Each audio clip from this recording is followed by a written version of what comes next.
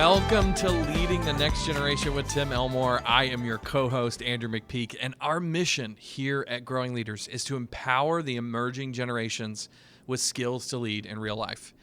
And Tim, today we're talking about a very important subject that, frankly, probably everybody listening, this is something we know, but it's just not something that we always practice, is it? Absolutely. In fact, I think very often in life there are subjects or issues that we know we ought to be talking about and actually living out, but we relegate it to a curriculum or a 25-minute class period called, homeroom or advisement period or whatever.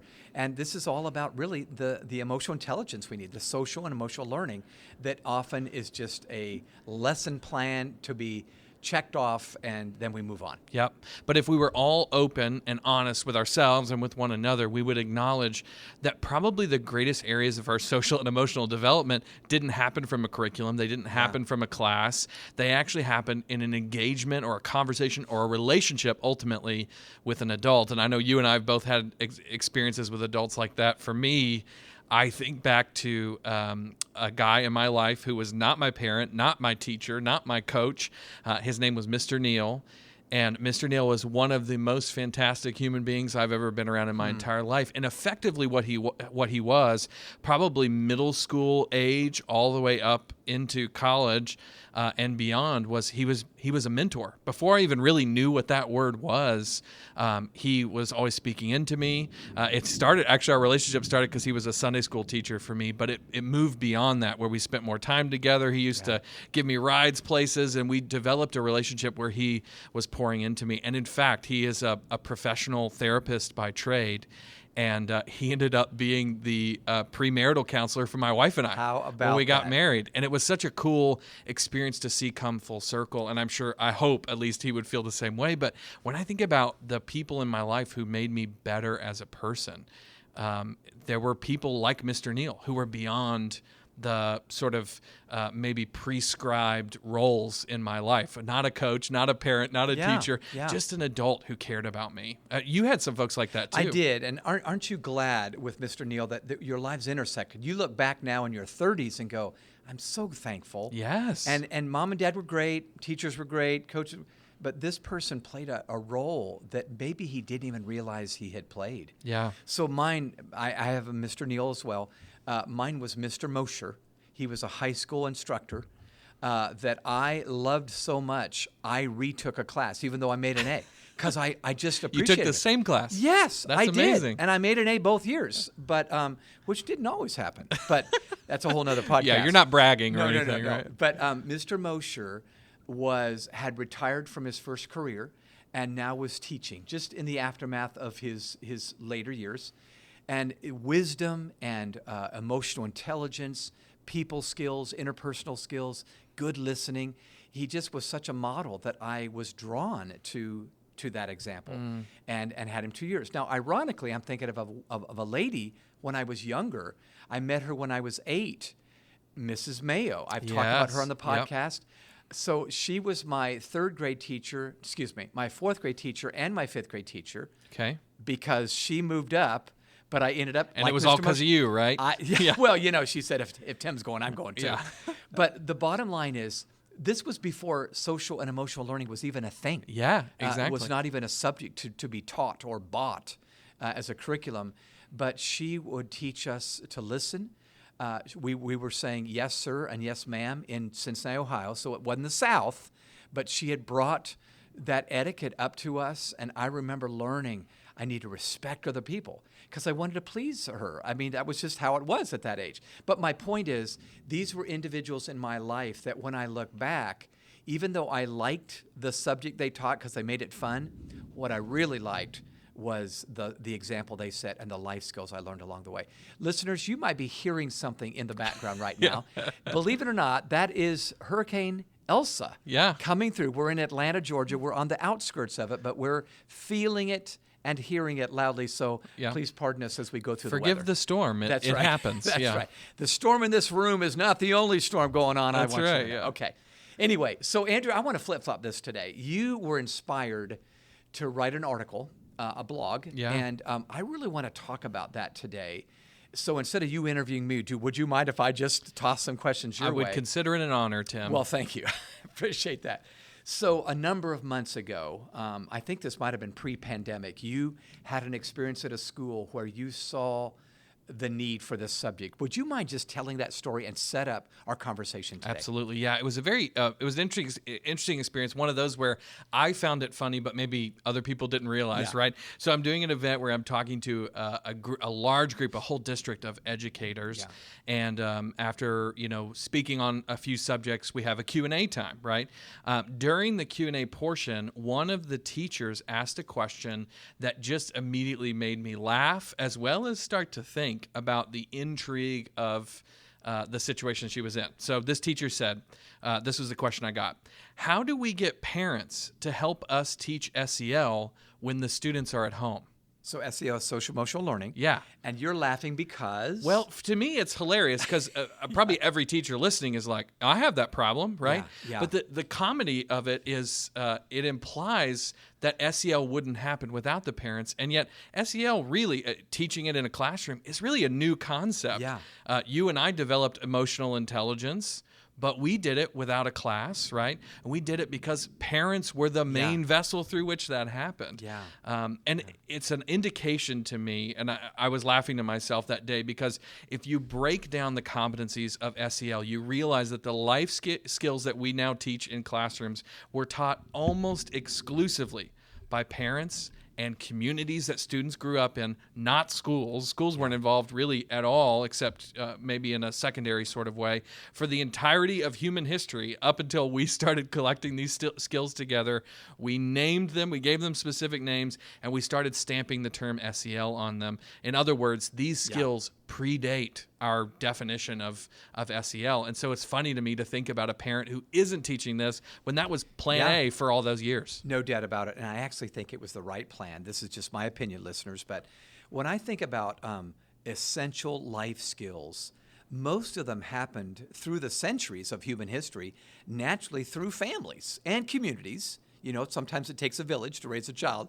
But the moment we formalize it, then it becomes a category that we dish off. We delegate. Yeah. I remember reading an article recently, Andrew, that said teachers were more and more reporting that parents were delegating the teaching of morals and ethics. Yes. And I'm going, what in the world? Well, parents are going, we're both busy with jobs, mom and dad, or maybe it's a single parent. I'm already busy enough. You're a professional teacher. I'm not, Exactly. But I'm just thinking, wait a minute. If this is something we relegate and to the outside or delegate to someone else, doesn't it send a message to our kids? This is some professional topic that I hope you get it, rather than saying, I'm going to embody this and we're going to have dinner conversations. So I have a major question I want us to talk about, but I want you to take a stab at answering it. So how did this happen? How did schools become responsible for social and emotional learning instead of moms and dads? Absolutely. And I think if you had, it's a really great question, because I think if I had to summarize what happened, it wasn't that SEL got invented and teachers took charge of it. What has fundamentally changed about our society is our belief about who is responsible for teaching this stuff. And obviously the answer we're giving right now is schools, right? Yeah. But I think the true answer is, I do think parents need to be a significant part of it. But the reality is, if SEL instruction is going to be done well, the answer has to be all of us. It has to be all of us. Yeah. The parent needs to be involved. The teacher needs to be involved. Coach needs to be involved. The Mr. Neils in our life need to be involved. If you go back and look at the origins of the idea of intelligence, we call it emotional intelligence now, but even predating emotional intelligence, Alfred Binet, the creator of the first IQ test, so not EQ but IQ, said once, "Success in school admits of things other than intelligence. To succeed in his studies, one must have the qualities which depend on attention, will, and character." Isn't that interesting? Isn't it? The IQ man said that. Exactly. Yeah, the one who invented the IQ test said, guess what? This is not the whole story. Mm-hmm. So when you think about it, we knew from the beginning of this whole IQ movement, this idea of general intelligence, which is still a very real factor, but we knew from the very beginning it wasn't the whole story. And for so long, parents were very involved in that. I think in the minds of parents, students, and even teachers, SEL, especially in the last 10 years, has started to become what I would say put quotations around this statement, it's now an academic subject. Yeah. Rather than being seen as a set of life skills that all adults in a student's life must come together to help them develop, it feels like we've now transformed the development of these skills into a class, a curriculum, a syllabi, whatever that situation is. And here's the thing. We have curriculum that teaches SEL here at Growing Leaders. There's nothing wrong with that, but I think we limit what SEL is really about when we think of it as only those things. Do you know what I've seen in my career, Andrew, as since becoming an adult, which, by the way, was just last year. Just kidding. I remember that. Yeah, that's right. No, I've watched over the last 40 years, our culture becoming a culture of professionalism and delegation, meaning it used to be my dad changed the oil in the car when I was a kid. Yep. Now we pay somebody to change the oil in the car. Yep. It used to be we did the laundry. Now we pay somebody. The lawn care, we pay somebody. And not everybody, but we so now expect to take our cars, our lawn care, et cetera, to someone who's a professional. This must have drifted into that category. Yep. I'm just a mom. Yep. What do I know? Or I'm just a... Now, we don't literally say that, but it's scary that the most essential parts of being good at life have been delegated to some professional who's a hired hand. I mean, and all due respect to teachers and principals and coaches, and you know this. You go, "That's not my kid. It's your kid, ma'am." Yeah. So you're trying to teach reading, writing, arithmetic educators, and now you've been thrown into morals and ethics, SEL.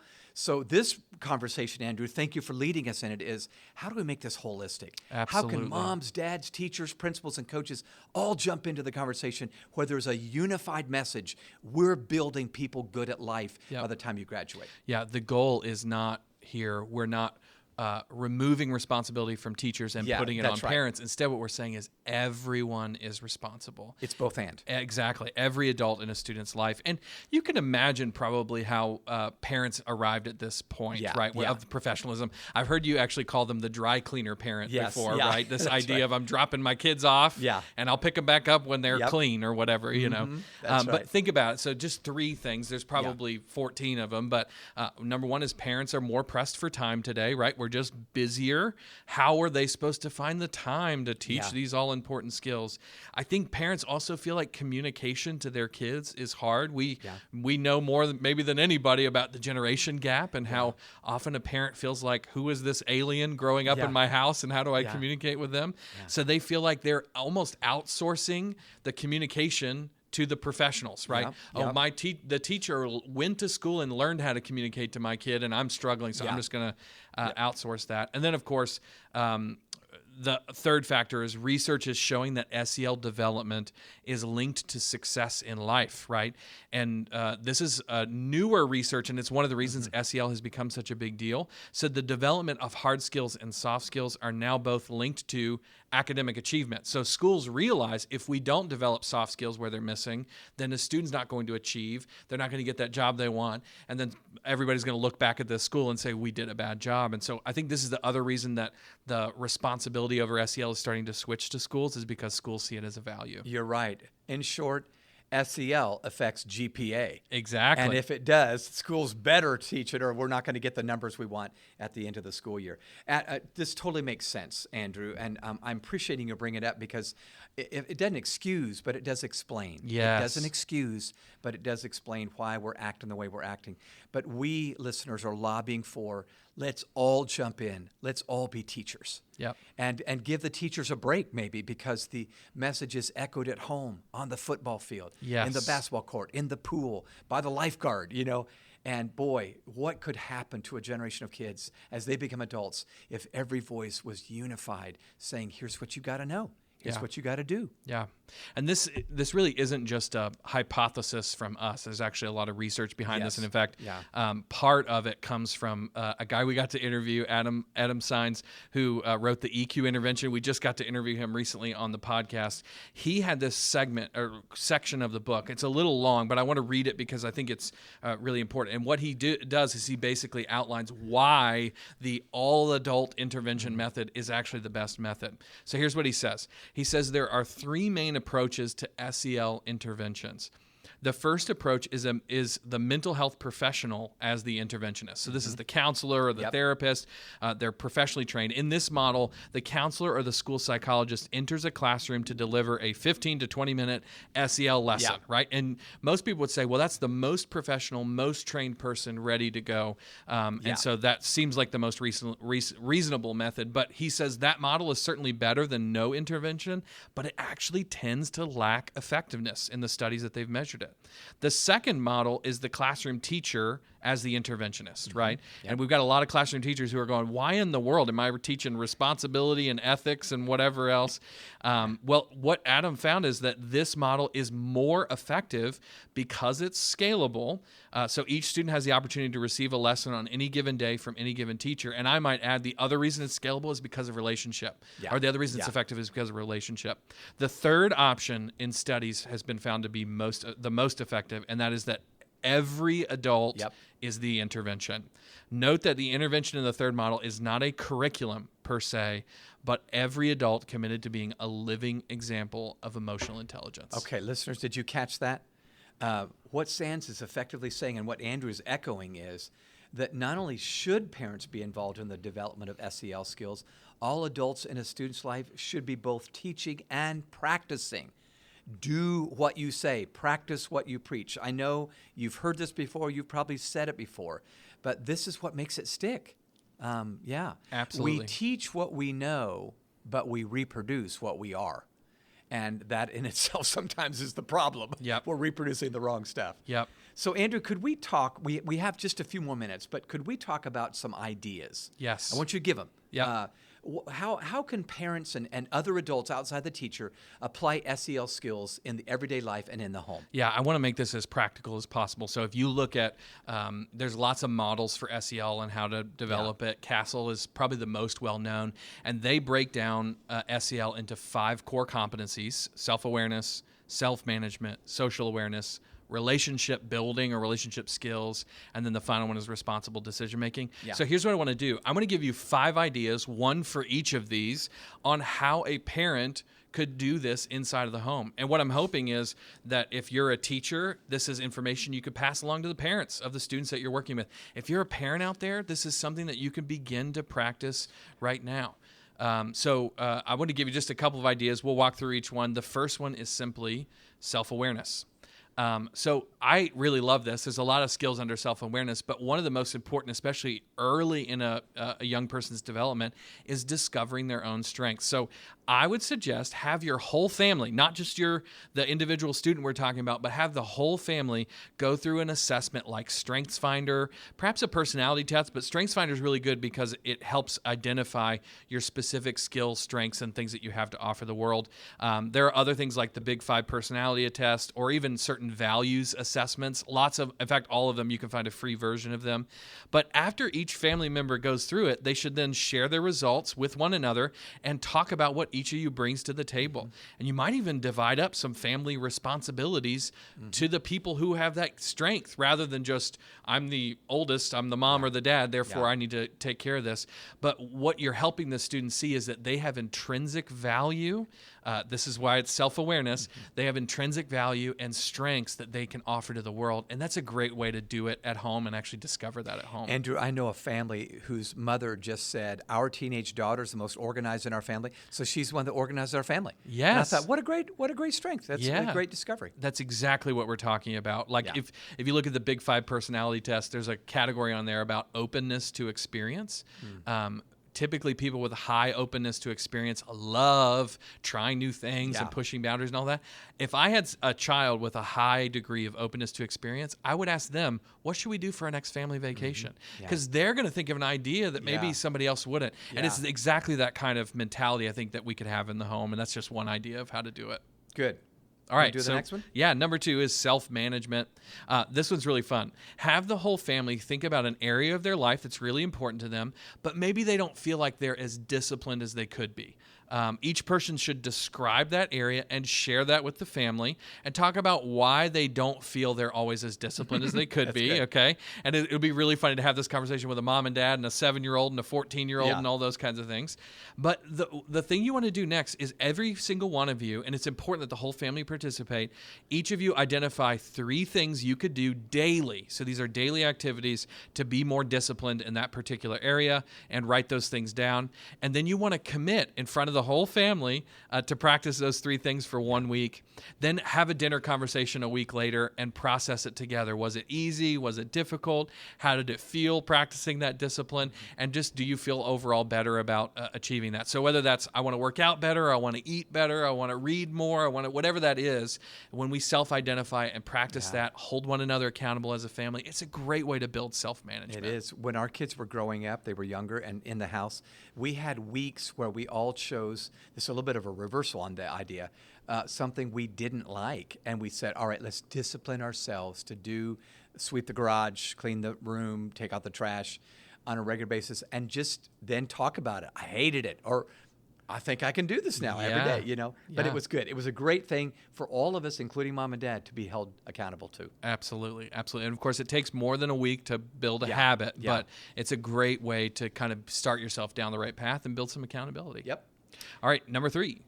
Social awareness, which is, of course, all about learning to see things from other people's perspective, seeing the world around you in a different way. And so my suggestion here is that as a family, get together and watch a documentary about a social issue, especially one that you feel like you don't know very much about. So obviously consider the age appropriateness of the conversation, but there's some amazing documentaries that probably are already on the streaming service you're subscribed to, whether that's Netflix or Amazon or whatever it is. But the goal here is to build empathy for the people you see on the screen and the issue or maybe the injustice that is the subject of the documentary. Afterward, discuss what life looks like from this other person's perspective or these people's perspective who you saw on the screen. What issues are they facing that maybe you weren't aware of before? What change will you make to your life because you have this new perspective? How is this going to change the way you see others? Have a discussion maybe around dinner or go to Starbucks or whatever it is. But that kind of engagement can help you begin to start to see the world from another perspective. Yeah, it's such a maturation step. All right, number 4. Yeah, let's do it. Relationship building. So this was really fun too. On a piece of paper, have each member of your family develop a list of people that are part of what we would call their emotional support network, okay? So you got 6 different categories, and you want to write these 6 categories out with some lines underneath of them. Heroes, these are people that you look up to. Role models, people who do the things that you'd like to do. Mentors, these are people who coach you and support you. Inner circle, these are the people who are really close to you, like your friends. Mentees, these are people who learn from you, so not mentors, but mentees. And then finally, partners, people who you spend a lot of time with and those who hold you accountable. And what you want to do with each of these lists is see if you can fill in names, 1 or 2 names for each one of those 6 categories. And if you can't, have a conversation about how you fill in the gaps. The reality is that each of us need people in these relationships in our life, and it's important that even a student as young as 13, 14 years old begins to start to build their emotional support network so they feel more ready to go on in life. Yeah, this is actually one of our habitudes. Yes, it is. In the very first course, emotional fuel. People are the fuel. If we're intentional about the relationships, they're the fuel that supports us, and that's a social emotional skill. Absolutely. All right, so the last one, number 5, responsible decision making. Absolutely. Talk about that. Yeah, so responsible decision making has things underneath of it like ethical responsibility, critical thinking and problem solving, those kinds of things. So here's what I would suggest. Grab a headline from your favorite local news source. So maybe it's online, or maybe you want to print it off, or maybe it's in the newspaper. But the story should be one that suggests a challenge that your specific community is facing, and the answer to the problem is not obvious or not agreed upon. Yeah. Okay. So present that to your family, read the article together, and then challenge your kids to think about what they would do to solve the problem if they were put in charge. Okay. How would they evaluate the options? Who would they consult? Who would they ask for wisdom or insight? How would they decide between options? And what values do they have that would drive their decision making? This is a really great exercise because what it helps the students see is to think about all the factors involved, analyze the situation, and start to think about the issues that are going on in the world around them as problems to be solved that they have the critical thinking ability to be able to address. We at Growing Leaders believe wholeheartedly in solving problems and serving people, and that if more of us had that perspective, we could change the world. In fact, I believe these young people can change the world if they would take on these kinds of skills. So that would be the one I would suggest there. Well, these are just 5 simple ideas. There's a lot of ways that we could wrap up, but I just want to say this, and then I know you've got a story you want to tell us. I believe SEL has to be more than just a class. We've got to stop thinking of it as the parent's responsibility or the teacher's responsibility and start thinking of it as all of our responsibility. I believe great social and emotional skills are built when everybody takes responsibility and we take a community-wide approach. So if any of these ideas would be helpful to you, I invite you to practice them and share them with other people who you think could start to practice them. But as we were talking about this podcast, you brought up a great example of what it looks like when a leader in a student's life isn't the obvious choice for building social and emotional skills, but they do it anyways. You want to talk about that? Well, yeah, it's one of the greatest movies from, gosh, it was 25 years ago I first saw it. Yeah. But it was a movie called Mr. Holland's Opus. I bet some of you listening are nodding your head going, yeah, I remember that movie. So Richard Dreyfuss plays the lead role, Glenn Holland, who ends up becoming a band teacher at a high school. And it's inspired by a true story. But Mr. Holland's real big goal in life is to make enough money to get to New York and become rich and famous composing a symphony. Yep. Okay, that was his goal, symphony, famous, you know. So he decides to take a job in a high school just to, save up enough money. Well, this 3-year stint in a high school turns into 30 years. He never goes. He never leaves. He just continues to teach music and band, year after year after year after year. And, of course, 30 years into his career, he's been there quite a while, there's an economic downturn, and Glenn Holland, this band teacher, is called into the principal's office, and the principal says, Mr. Holland, you've been such a favorite teacher around these parts for 30 years, but I'm so sorry, I've got to let you go. We don't have the budget for a band anymore. Well, you can tell Mr. Holland is livid with anger, mostly at what has happened to him. Yeah. Because he thought, I could be in New York right now, at least with some money in my pocket, but now I'm being fired and I have nothing, So he's really pensive. He's reflecting on the wasted 30 years of his life. And in one final, very lilting scene of this movie, you see Mr. Holland walking in slow motion down the hallway one last time in this school to pick up the box of belongings from his classroom. His wife and his son meet him in there, and they say, you ready to go? And he goes, yeah, I'm ready. As they begin to walk back down the corridor and out the big front door entrance of the school, Mr. Holland hears a noise coming from the auditorium. He says, what's that noise? And his wife and son say, I don't know, check it out. And they know exactly what's happening. Mm-hmm. He turns to open the doors to the auditorium of this school, and the auditorium is jam-packed with Mr. Holland's students, alumni, former students, class of 65, class of 72, class of 82, 85, 90. I mean, it's 30 years of students, jam-packed wall-to-wall, standing room only. And they've all come back just to say thanks. Mm. Well, he's in a completely different frame of mind. He was angry just about 5 minutes ago. And he starts realizing, oh my gosh, these people remembered, and he didn't expect a send-off. And so he walks slowly to the front, hugging people, high-fiving, shaking hands with a guy that's almost as old as him that was a student the first year he was teaching. And when he finally gets to the front, the governor of the state walks up to the podium. Happened to be a little red-haired girl he had mentored in the flute in his very first year in 1965. And she basically said this, and I'm paraphrasing, but this is what she says that makes it all worthwhile. She says, rumor has it that Mr. Holland always wanted to get to New York and to become rich and famous, composing some symphony.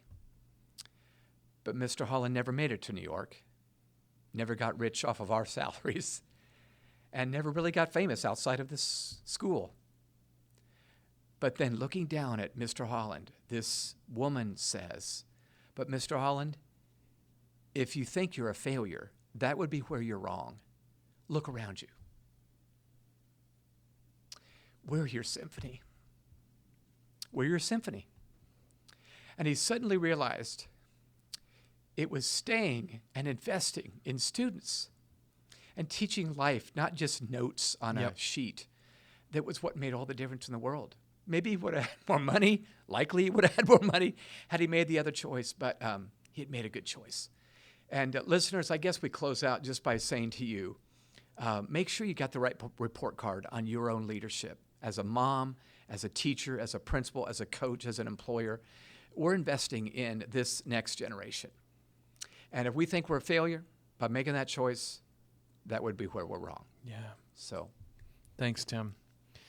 Well, I couldn't more wholeheartedly double-click on what you have to say. We've got to take this seriously. Thank you so much for that. We talked about the importance of building SEL in our everyday interactions and conversations. It is important, though, that schools take this seriously and make it a part of what they're doing, which is one of the reasons we provide an SEL curriculum. If you are looking for something to supplement the everyday interactions that you're doing, and you want to also have some sort of SEL curriculum, whether it's an advisement period or homeroom or whatever the context, maybe it's Habit Tuesdays, as many schools are doing around the country, we want to tell you about our Habitudes for Social and Emotional Learning program. If you go to growingleaders.com/SEL, you can find out all about it. But basically, we have a middle school edition and a high school edition of our program. So if you're at a district level, you got 7 whole years of curriculum. And we use images, metaphors, and stories to teach all important life skills that we call social and emotional learning skills. And so if this is interesting to you, I invite you to head on over to growingleaders.com/SEL and find maybe one of the most innovative ways of having these conversations that's out there. And honestly, it would work whether you're in a classroom or whether you're a parent at home with your kids. That's There's all kinds of great ideas in there for you to continue to build these SEL skills at home. So head on over to growingleaders.com/SEL and check that out. As always, if you would rate this podcast, give us 5 stars on iTunes or wherever you get your podcasts, that would help get the word out about what we're doing here. We really appreciate that. Of course, you can actually just share this podcast with somebody that you think might find it useful if you want to. We invite you to do that as well. If you want to connect with us online, we are at Growing Leaders and at Tim Elmore, pretty much everywhere you are. I'm still working on getting Tim on TikTok. And then finally, if you've got an idea for this podcast, something you want us to talk about, a person you want us to interview, a story in the news that you think we should see, shoot us an email. It's podcast@growingleaders.com. We love getting those. Tim, thank you so much for sharing some of your wisdom with us today. Thank you guys for listening, and we'll see you next time.